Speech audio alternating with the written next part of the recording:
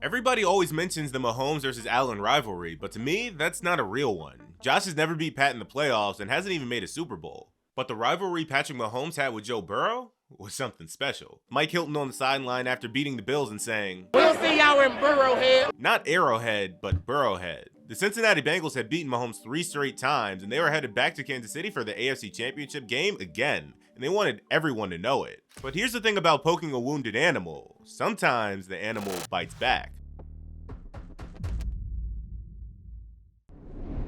Before any of this makes any sense, you have to understand what Patrick Mahomes already was by the time Joe Burrow entered the league. Mahomes took over as the Chiefs starter in 2018 and immediately looked like something the NFL hadn't seen in years. He threw for 5,097 yards, 50 touchdowns, and 12 interceptions. He won the MVP in just his first full season as a starter. The Chiefs won 12-4. He was only 23 years old. I mean, nobody does that, except for Dan Marino. And he didn't slow down. Kansas City made the AFC Championship in 2018, won the Super Bowl in 2019, and went back to the Super Bowl in 2020. By the time the 2021 season already kicked off, Mahomes had already accomplished more than most quarterbacks do in their entire career. 2 Super Bowl appearances, 1 ring, 1 MVP, and a contract extension that made him the highest paid player in NFL history at the time. He was only 25 and the AFC was his conference, and that wasn't a debate. Now enter Joe Burrow. The Bengals drafted Joe Burrow first overall in 2020 out of LSU, where he just put up one of the greatest college seasons ever.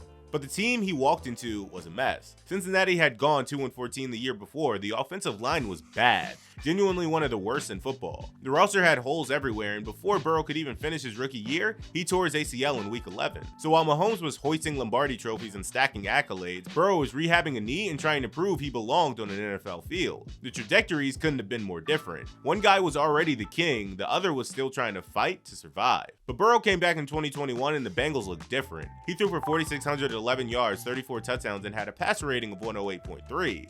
Jamar Chase, his college teammate and the team's first round pick that year, immediately became one of the most dangerous receivers in football. Cincinnati finished 10-6 and made the playoffs for the first time in 6 years. And the narrative started shifting. Burrow was cool, confident, and stylish. He carried himself like someone who had already decided he was elite. He wasn't loud about it, but the body language was unmistakable. Joe Burr wasn't just a quarterback. He was becoming a brand. And then came January 2nd, 2022. Kansas City traveled to Cincinnati in week 17. The Chiefs had already locked up the 1 seed, so the stakes were different for each team. But Burrow didn't play like it was a meaningless game. He threw for 446 yards and 4 TDs. Jamar Chase had 266 yards and 3 scores, including an impossible 3rd and 27 conversion that essentially sealed the game. The Bengals won 34-31, and nobody in the league had beaten Mahomes like that. But the regular season was one thing. 3 weeks later, they'd be going to Arrowhead for the AFC Championship game, and Mahomes would be waiting. The 2021 AFC Championship game was played January 30th, 2022 at Arrowhead Stadium. The Bengals were 7-point underdogs, and nobody outside of Cincinnati gave them a real shot. Mahomes had gone 2-1 in AFC Championship games up to that point, only losing to the GOAT in one of them. His home playoff record was essentially a closed case, and the Chiefs were the Chiefs. For the first half, it looked like what everyone expected. Kansas City came out and dominated. Mahomes hit Tyreek Hill for an early touchdown, then added scores to Travis Kelce and Mecole Hardman. The Chiefs built a 21-3 lead by halftime, and the Bengals looked like exactly what most people thought they were. A young team that had gotten a little too far in the bracket. But here's where the game gets interesting. The second half was a completely different game. The Bengals came out and started moving the ball. Burrow found Samaje Perine on a 41-yard touchdown pass to cut it to 21-10. Then Jamar Chase caught a 2-yard score to tie it at 21. Evan McPherson hit a 52-yard field goal to put Cincinnati ahead 24-21 with just over 6 minutes left in the game. The building, which had been loud all day, suddenly got quiet. Mahomes had the ball back with the chance to win it, and he drove the Chiefs into field goal range, and Harrison Butker tied it at 24 with no time left in regulation. But in overtime, Patrick got the ball first, and it seemed like the story was already written. He's going to walk it off, and that's going to be that. But instead, he threw an awful interception. After the Bengals got the ball, Joe moved them right down the field, and McPherson hit the walk-off field goal from 31 yards, and Bengals win 27-24. A second-year QB had just beaten Patrick Mahomes in his own building in the AFC Championship game, coming back from 18 points down. The narrative that had been building quietly all season exploded overnight. Burrow wasn't just good, he was something different. He was the kind of quarterback who could walk into Arrowhead and take over the game in the second half when the moment was the biggest. Now, some context matters here. Mahomes finished that game with 275 yards and 3 TDs and 2 interceptions. He took 4 sacks and got hit constantly. The Chiefs' offensive line had issues all second half, and Mahomes was forcing throws under pressure in a way that didn't look like him. The Bengals' defense deserved credit. This wasn't just Burrow outplaying Mahomes, it was Cincinnati's whole team showing up when it mattered. But the story the NFL media ran with was simple. Burrow beat Mahomes, and Bengals now own the Chiefs. And honestly, you couldn't blame anyone for telling it that way. The result was the result. Cincinnati went on to the Super Bowl, where they lost to the Rams on a late Matt Stafford drive. It stung, but the future looked wide open. Burrow was only 25, and Chase was just a rookie who put up 1,455 yards. The Bengals were clearly built to compete for years. And then the 2022 regular season started, and they backed it up. Cincinnati went 12-4. Burrow threw for 4,475 yards and 35 touchdowns with just 12 interceptions. The offense was one of the best in football, and T. Higgins was developing into a legitimate number 2 weapon alongside Chase. The team had real depth, real identity, and real belief. The question heading into the 2022 season wasn't whether the Bengals could compete with Kansas City. The question was whether Kansas City could compete with the Bengals. That's how far the power had shifted in 2 years, especially after the offseason the Chiefs had. Tyreek Hill has been traded from Kansas City to Miami. Now, nobody knew what to expect after the trades and starting all these rookies, but one person specifically wasn't concerned at all. Mahomes, meanwhile, put together his own strong 2022 campaign, to say the least. 5,250 yards, 41 touchdowns, first team All-Pro, another MVP. The Chiefs went 14-3, and on paper, it looked like 2 freight trains headed towards each other. In Week 13, they met again. The result didn't change anything anyone had already believed. It just made the Bengals louder about it. December 4th, 2022, my birthday. I remember watching this at my favorite restaurant, shout out Red Robin, and I thought the Chiefs were finally going to overcome it. The Bengals hosted the Chiefs at Paycor Stadium. This wasn't the playoffs, but it didn't feel like a regular season game either. Every time these two teams played at this point, it carried weight. The history was too fresh, the stakes were too obvious, and whoever won this game would spend the rest of the season knowing they had the other team's number. Burrow was locked in from the start. He went 25-31 for 286 yards and 2 TDs, completing over 80% of his passes with a passer rating of 126.6. No turnovers and no panic, just methodical, precise execution against the best defense Kansas City could put on the field. The Bengals won 27-24 for the 3rd straight time against Mahomes. 3 straight losses, that was the number. 3 times Patrick had lined up against Burrow and came away with nothing. For a quarterback who had essentially been unbeatable in the AFC for 4 years, that streak was jarring. No other team in the conference had done anything close to this. The Ravens hadn't, the Bills hadn't, and the Bengals had walked into this rivalry as massive underdogs, and now, by every measure that mattered, they owned it. The media fully bought in. The narrative was set. Burrow was Mahomes' kryptonite. The Bengals had figured him out, and Cincinnati was the team to beat in the AFC, full stop. And look, it wasn't hard to see why people felt that way. The evidence was right there. 3 games, 3 outcomes, all going in the same direction, and the tape backed it up. But here's what was happening underneath all of that. The Bengals were legitimately one of the best teams in football at this point. They weren't winning because of some scheme tricks or lucky bounces. Burrow was playing at an elite level. The offense was explosive, the defense was improved, and Cincinnati had genuine Super Bowl talent. They also had the confidence that came with beating Patrick 3 straight times, and that wasn't arrogance, it was earned. Now, Joe's public persona had fully crystallized at this point. The fur coats, the sunglasses, the effortless cool. He picked up the nickname Joe Burr, and it fit him perfectly. He wasn't trash talking in press conferences, but the vibe was unmistakable. This was a guy who had decided he was the best quarterback in the AFC and was playing like it every single week. The swagger wasn't performed, it was just who he was, and that attitude spread through the locker room. When you beat the best team in the conference 3 times in a row, it now changes how you carry yourself, and the Bengals believed they were the standard. Not a challenger, not a rising team, but the standard. That's the context you need to fully understand what happened next, because when Mike Hilton walked off the field after the Bills game and said what he said, it didn't come out of nowhere. It came from a team that owned the Golden Boy and was heading back to Arrowhead for the AFC Championship with genuine belief they were the better team. The problem was what they did with it. There's a difference between believing you're going to win and telling the other team's city that their stadium belongs to you now. One is competitive fire and the other is bulletin board material. And the Chiefs had a very long memory. The Bengals beat the Bills 27-10 in the divisional round, and it wasn't close. Cincinnati controlled the game from start to finish, and the defense made Josh Allen look uncomfortable for most of the afternoon. It was a statement win and the kind of performance that makes the rest of the league take notice. And then Mike Hilton took to the nearest camera. See y'all in BurrowHead. See y'all at BurrowHead. That was the quote. Short, direct, and aimed straight at Kansas City, not Arrowhead Stadium where the Chiefs had played since 1972. BurrowHead. The implication was clear. That stadium didn't belong to the Chiefs anymore, it belonged to Joe Burrow, and it belonged to Cincinnati. Now, to be fair to Mike, the Bengals had earned the right to feel good about themselves. They had beaten Mahomes obviously multiple times in a row, and they had just won the AFC Championship game at Arrowhead the year before. The confidence wasn't coming from thin air, there was a real foundation underneath it. But there's a version of confidence that stays internal, that fuels your preparation and sharpens your focus. And then there's a version where you rename the other team's stadium after your quarterback on national TV. Those are two vastly different things. Hilton wasn't alone either. The Cincinnati mayor got involved, publicly taunting Kansas City ahead of the game. The city was loud, the fan base was even louder, and the whole narrative heading into the AFC Championship game was built around the idea that the Bengals were going to go back into Arrowhead Stadium and do what they had already done. Walk in, take over, and walk out with the W. But here's the thing about Patrick Mahomes. He doesn't need any extra motivation.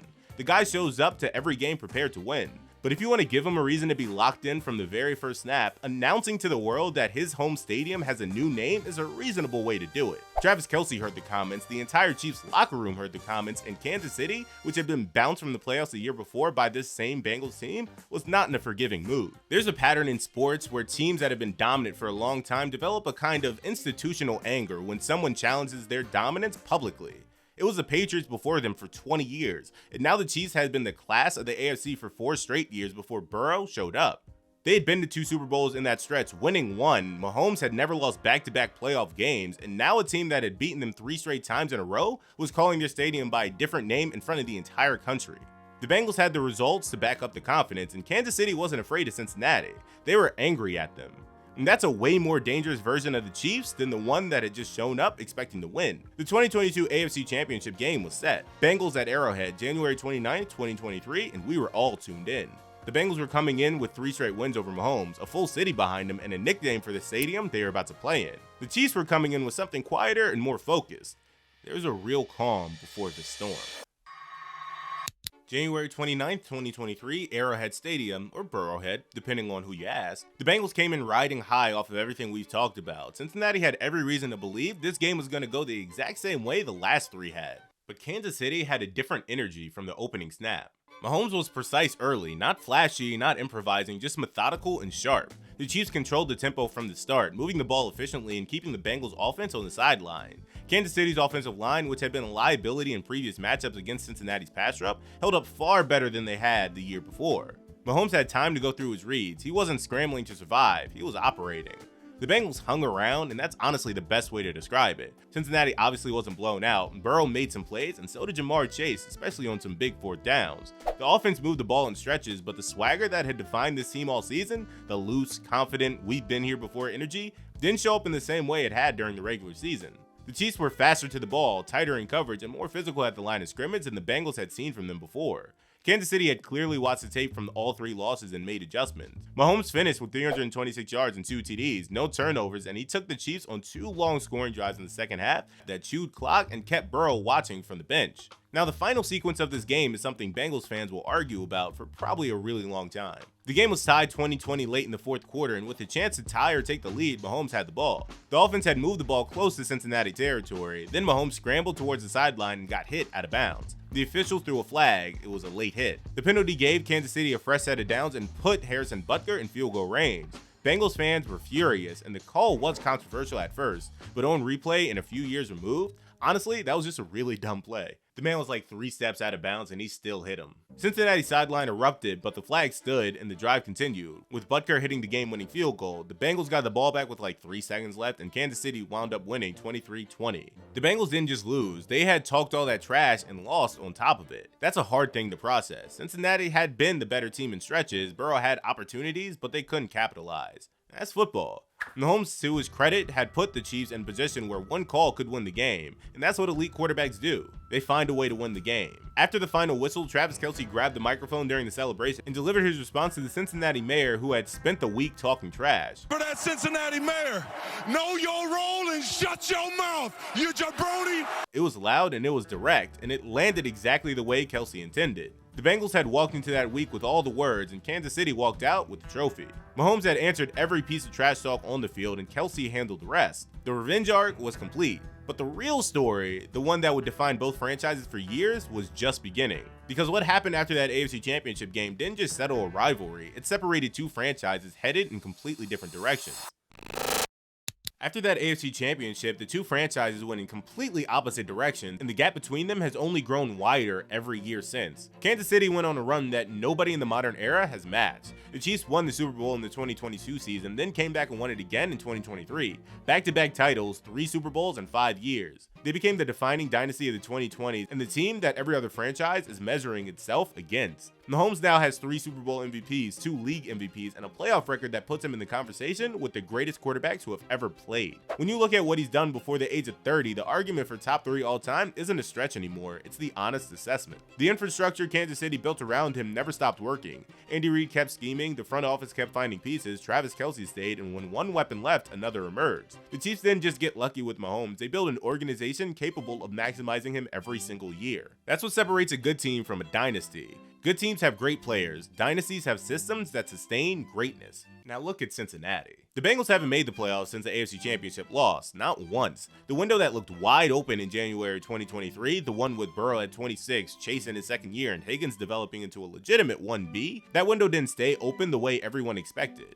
Burrow had a wrist injury in November 2023 and missed the rest of that season. He came back in 2024 and played at an MVP level, 4,918 yards, 43 touchdowns, and a 108.5 passer rating, all while making his second Pro Bowl. The individual performance was elite, but the team still missed the playoffs at 9-8. Then in 2025, a turf toe injury cost him significant time again, and Cincinnati's season fell apart before it ever really started. However, the injuries don't tell the whole story. The Bengals went cheap on the offensive line, the same offensive line that got Burrow killed early in his career and never fully fixed it. The supporting cast that surrounded him in 2021 and 2022 was never rebuilt to that level. Jamar Chase eventually got paid and stayed. T. Higgins stayed too after a long contract dispute.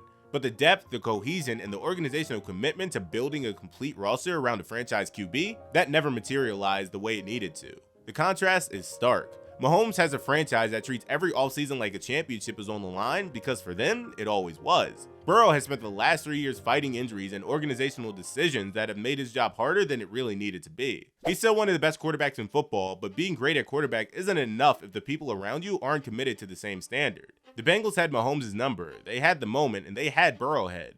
They let it all slip away. Not in one dramatic collapse, but slowly, quietly, through a series of decisions that compounded over time. One built a dynasty, the other watched their window close. The Bengals peaked the moment they started talking trash, and Mahomes didn't respond with words. He responded with 3 straight Super Bowl appearances and 2 more rings. And that's the answer that lasts. So there you have it. Thanks for watching, and subscribe if you're new.